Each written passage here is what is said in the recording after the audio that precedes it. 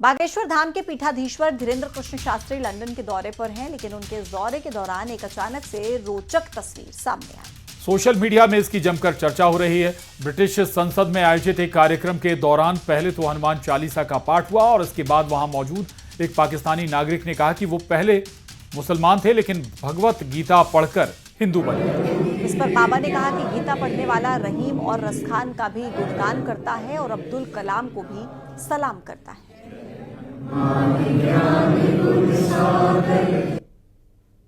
मोहम्मद आरिफ आजा क्या है?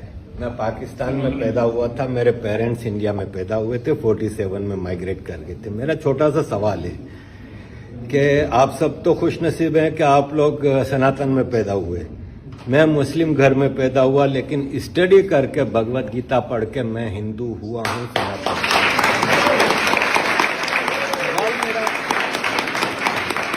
सवाल मेरा ये है कि मुझे सब लोग सवाल करते हैं कि तुम मोहम्मद आरिफ आजा क्या हिंदू कैसे हो सकते हो? नाम चेंज करो। क्या नाम चेंज करना जरूरी है? क्योंकि कितनी कॉम्प्लिकेशंस होती हैं बच्चों की, बर्थ सर्टिफिकेट में इधर उधर हर जगह होता है नाम। क्या नाम चेंज करना जरूरी है? और जैसे आपने फरमाया कि भारतीय बन के रहो, तो क्या एक पाकिस्तानी बॉर्न भारतीय नहीं बन सकता अगर वो दिल से हिंदुस्तानी हो? Thank you sir.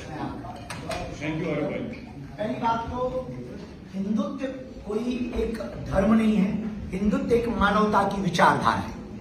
और मानवता की विचारधारा के लिए हमें ना आपके रंग से मतलब है, ना रूप से मतलब है, ना आपके देश से मतलब है। यदि आप भगवत गीता पढ़ रहे हैं, यदि आप भगवत गीता का अनुसरण कर रहे हैं, तो आपका नाम कुछ भी हो, आपकी पहचान कुछ भी हो, हम रहीम रसखान के भी गीत गाते हैं।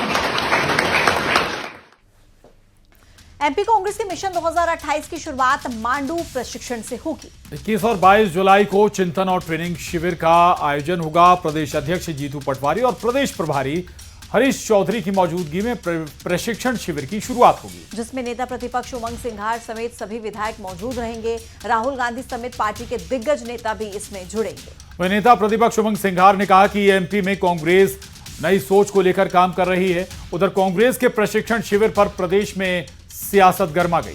बीजेपी का आरोप है कि कांग्रेस को तुष्टीकरण की राजनीति छोड़नी चाहिए, तो कांग्रेस नेता जब तक तुष्टीकरण की राजनीति नहीं छोड़ेंगे तब तक कांग्रेस का भला नहीं होने वाला।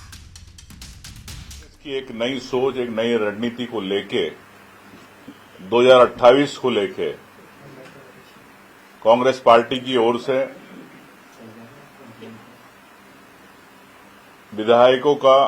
माननीय विधायकों का एक चिंतन शिविर, रणनीतिक शिविर 2028 के मिशन को लेके मांडो में, धार जिले में रखा है 21 और 22 तारीख को। देखिए, कांग्रेस पार्टी के पास ना रीति है, ना नीति है, ना नेता है, ना नेतृत्व है। ऐसे में कांग्रेस पार्टी केवल भारतीय जनता पार्टी की नकल करते हुए इस तरह के प्रोपोगेंडा करती है। ना कांग्रेस पार्टी लॉन्च हो पा रही है, ना राहुल गांधी लॉन्च हो पा रहे हैं। फिर भी अगर प्रशिक्षण अभियान चला रहे हैं तो उन्हें प्रशिक्षण देना चाहिए अपने विधायकों को तुष्टीकरण छोड़ने के लिए। उधर बीजेपी की कार्यकारिणी की डेडलाइन पर सियासत गरमाई हुई है।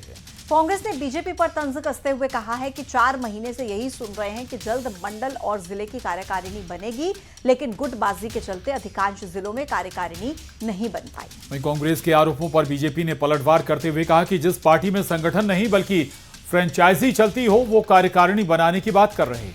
तो वहीं बीजेपी के प्रवक्ता का कहना है कि तय सीमा के अंदर कार्यकारिणी गठित होगी।